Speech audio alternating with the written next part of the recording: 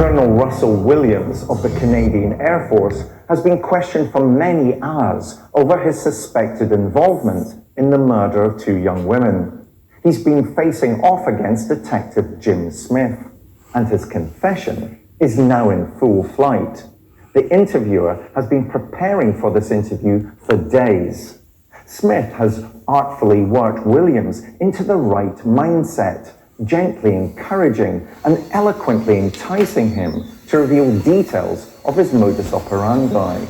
And Williams's genesis as a killer has been a long time in the making.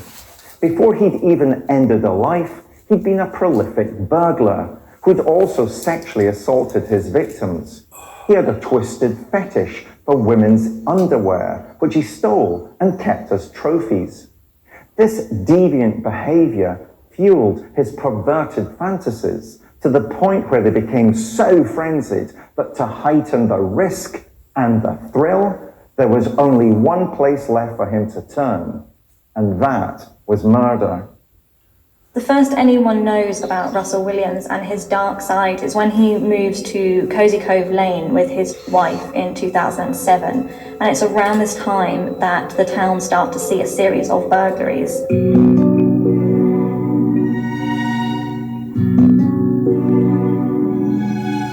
This is a story that's tragic for the victims, of course, but it's also a story that's tragic for Colonel Williams himself, and that this story unfolds in a way that could have been stopped at any stage. It follows a fairly inevitable psychological unfolding process. So we have Colonel Williams, who I'm sure as a response to the pressures of the authoritarian, institutionalized, disciplinarian lifestyle within the military, starts carrying out the most ridiculous, humiliating, degrading, sexual offending behaviours that he almost could possibly dream up. Taking pictures, stealing women's underwear and taking pictures of himself in women's underwear.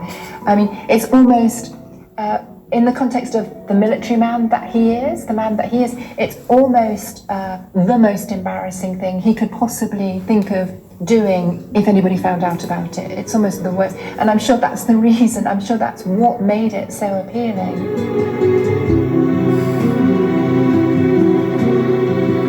It's ridiculous, and he knew it was, and that was why he couldn't stop himself doing it. Did you take anything out of Marie France's house or Jessica Lloyd's house? Yeah, some of their underwear.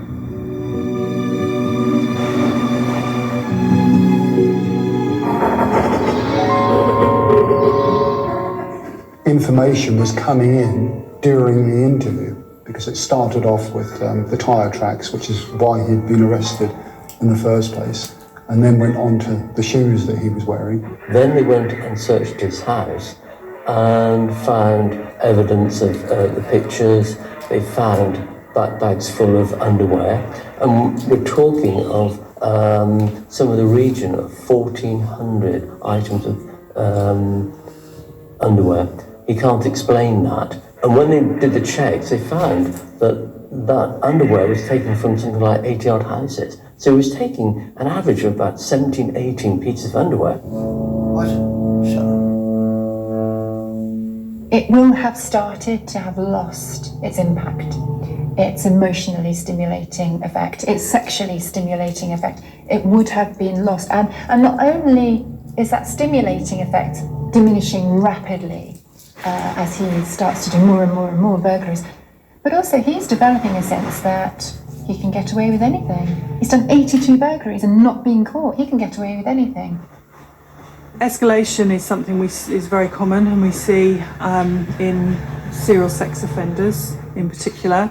They'll often start with those lower level offending, such as voyeurism, or in this case, stealing underwear, and then that at some point will not be enough, will cease to be enough to satisfy a fantasy, and those fantasies will escalate. The scripts will become more developed and start to move from those non-contact offences to contact offences, and then it continues. And unfortunately for some offenders, that escalation will not stop until they are stopped by the authorities.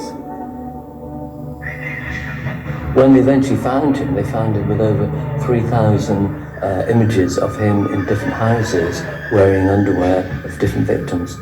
And later on, when he actually ended up escalating his sexual behaviour to actually killing the victim, he recorded all that, and all that was available for the police once they found him. When I was reviewing this case and looking at the pictures of him in the victim's undergarments, it put me in mind of the photographs that you see from time to time of big game hunters with their deceased animal to one side and their huge phallic gun to the other side. And for me, there's something of that in Williams, and the parallel of saying, I think it was a trophy room. I think he was a hunter as well.